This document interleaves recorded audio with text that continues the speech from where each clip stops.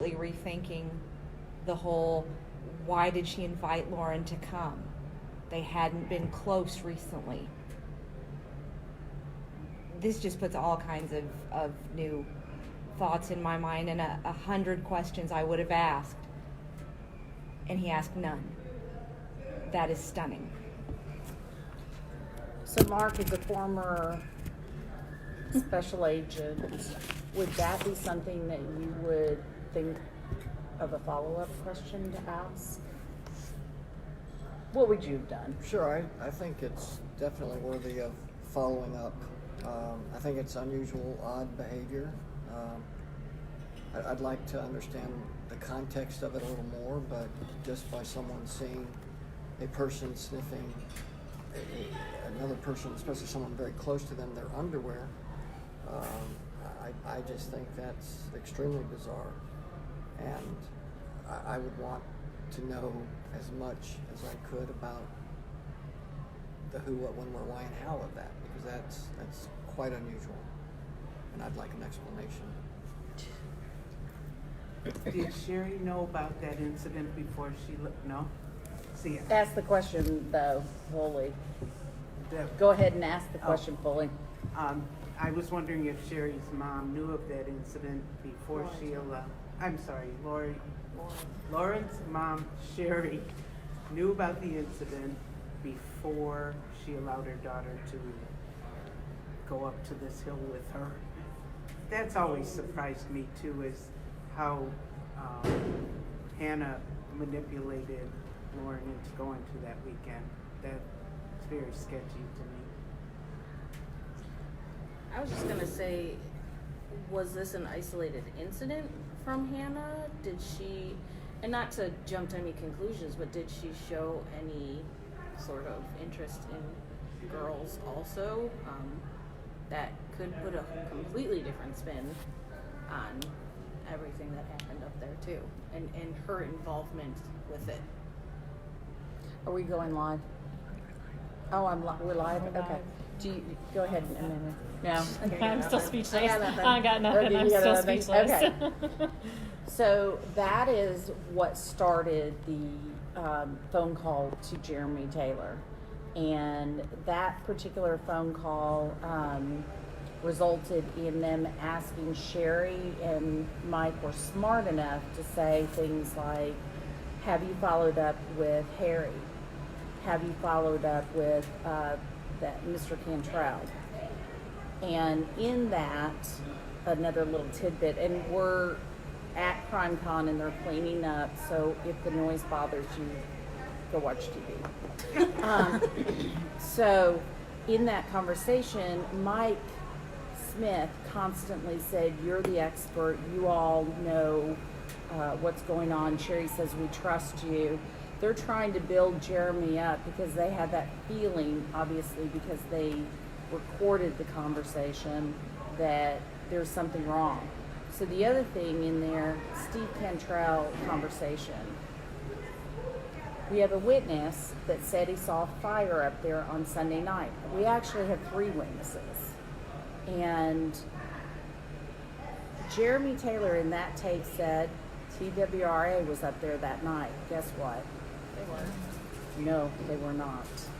So TWRA was not up there, that he just lied to the family saying that they were up there. And the vacuum guy's coming by, which is fine because we want it clean for tomorrow. So that's the other thing that was in there. And then there was one other thing that they talked about, that Steve Cantrell, Harry was on the boat with the campers. And what was interesting to me about that was that the campers, okay, I don't mind the vacuuming, but the screaming, Walmart. Sorry. Harry noticed odd behavior. Mark, as somebody who does forensic, and I'm sure behavioral type stuff, would you pay attention to somebody's behavior? Oh, absolutely. You want to pay attention to everyone's behavior that you come in contact with, or that's related in some way, form, or fashion to this case. or to the people involved in this case. I mean, every little bit of every utterance, every movement, every action, everything's a critical piece to the puzzle. So yeah, it's very important. Is TWRA a police association? TWRA, that is the Tennessee Wildlife Resource Association, I think. So it's not somebody that he would have noticed something going on and would have reported to them. Oh, they actually do investigations and murders. So when he says he had no idea there was somebody around that he could report to, but yet he had You just need to get said, that on the record because that's right. oops. If Jeremy said that TWRA was at Wakefest and he knew that they were there, and he states that he has a professional requirement to report anything unusual to authorities, why didn't he seek out TWRA after he was called up there?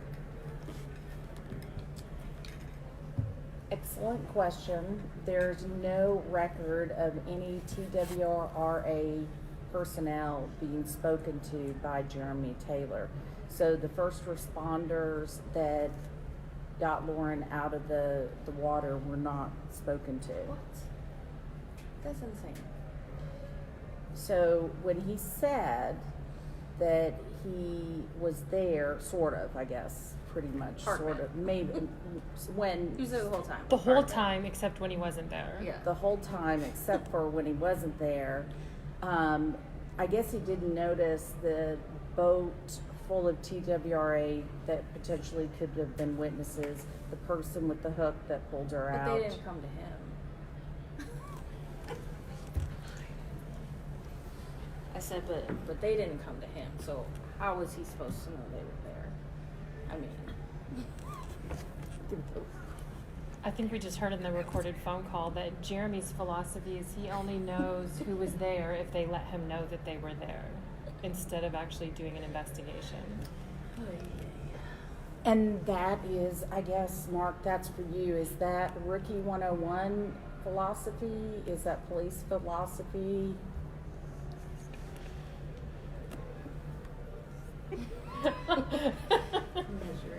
I was actually just sidetracked from a text message from my son, so I don't. Do you need to go?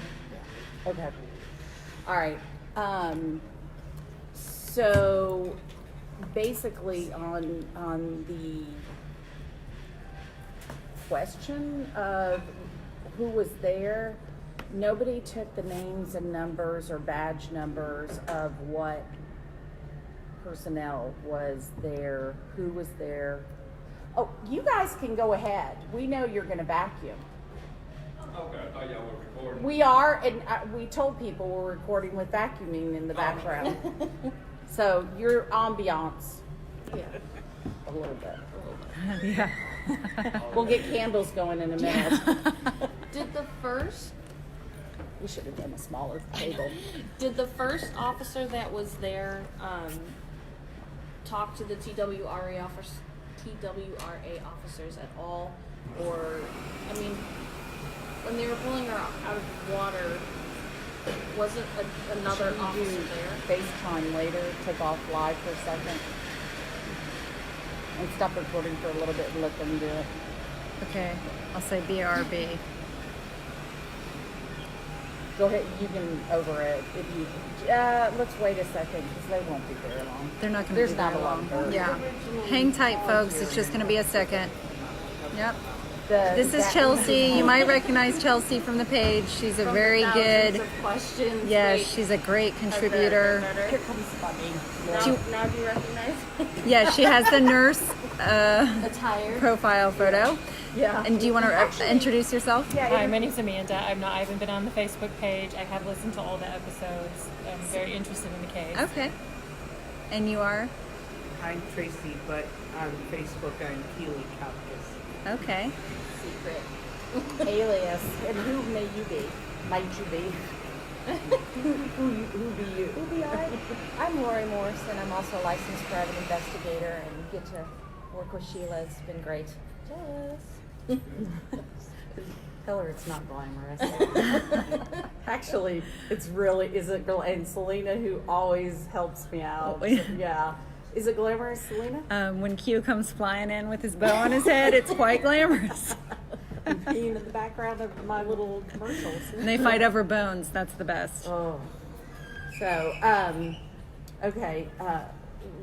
So we are at CrimeCon, and a lot's going on, and we thought we would bring you all into the conversation about Lauren. We're doing this tonight, and we're doing it tomorrow with some of the CrimeCon participants. And I appreciate you. You two have to be here, but you guys don't. So thank you for doing this. All right. Out today when we were talking, and I said I wanted you to listen to the audio. Is that kind of what you expected, or was this a little bit of a surprise, just in general for law enforcement person who is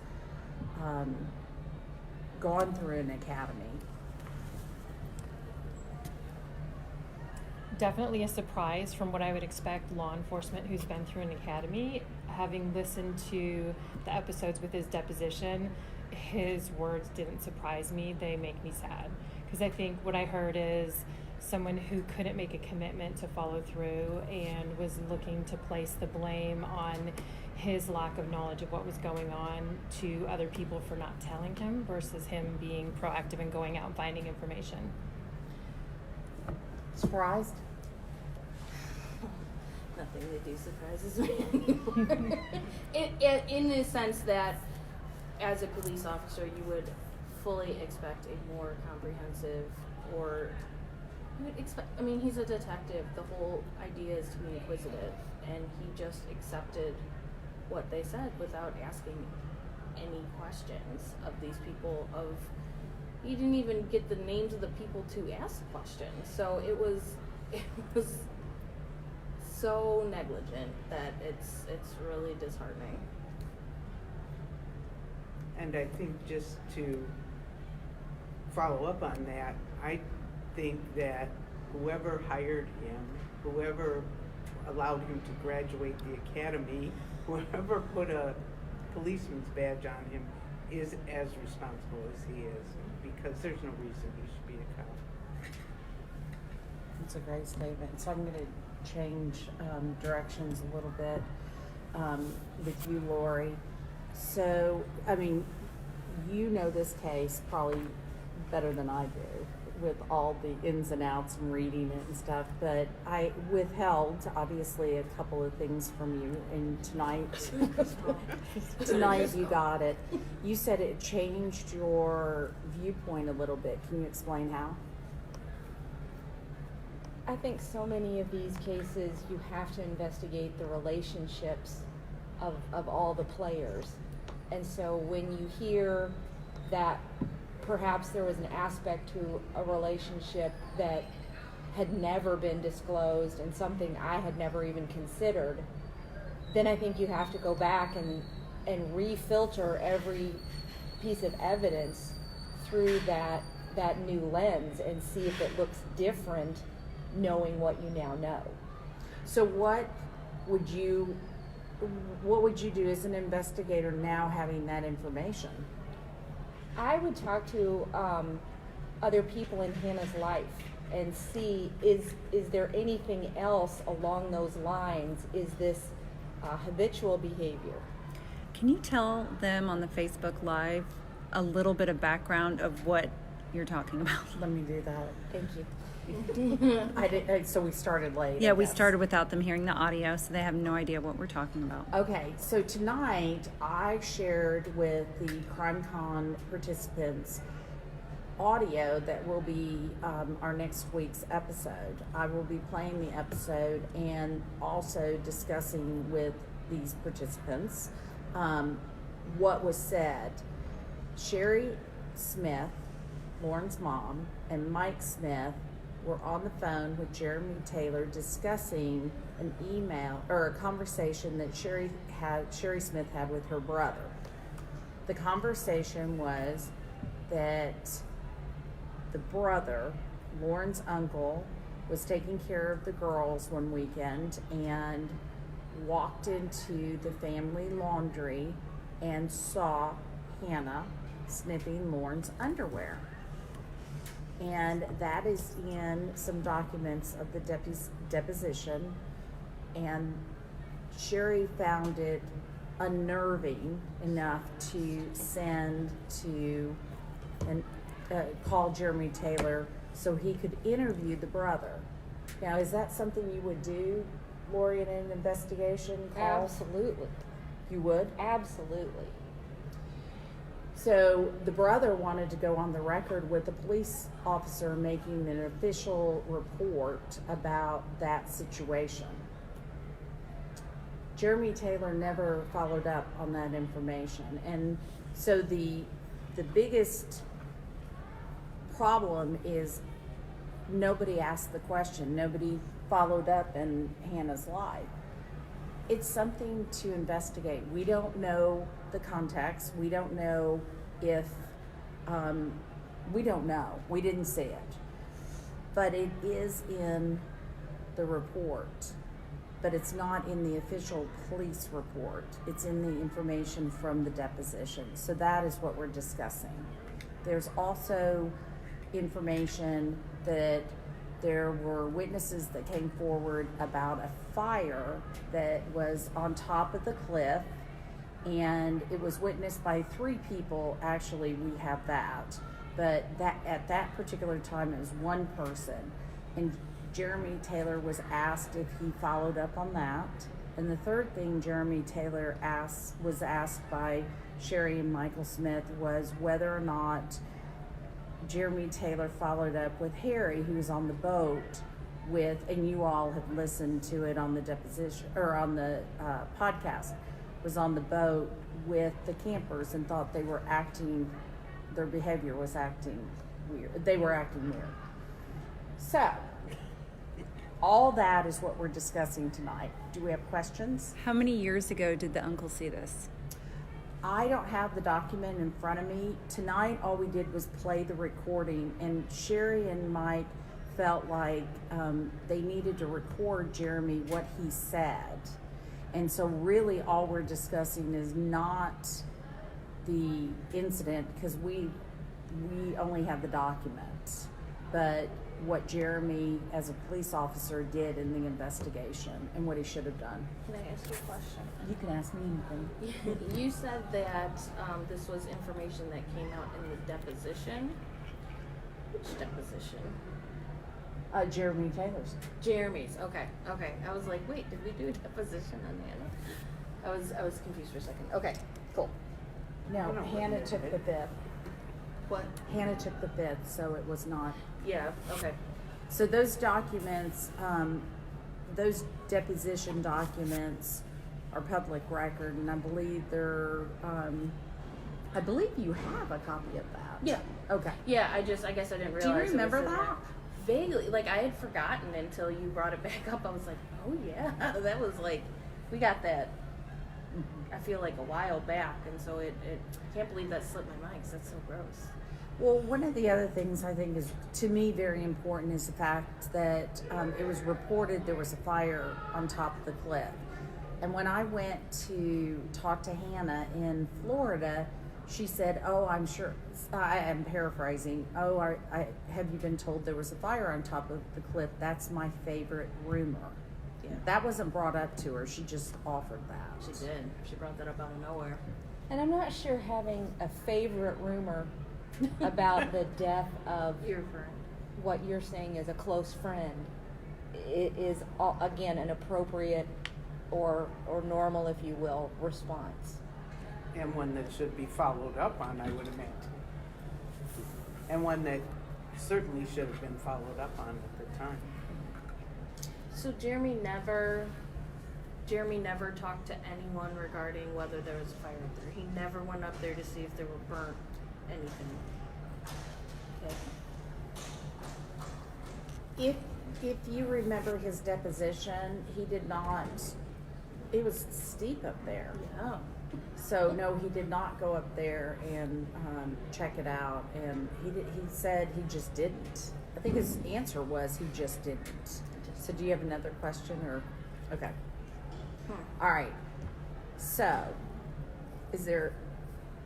I was gonna play the next one, but it's up to y'all if you want me to play the next one. So we're gonna go off live so they can hear it because they have to listen to the podcast. But we'll come back after they And hear that discuss one. it. Oh, it's terrible. Does it say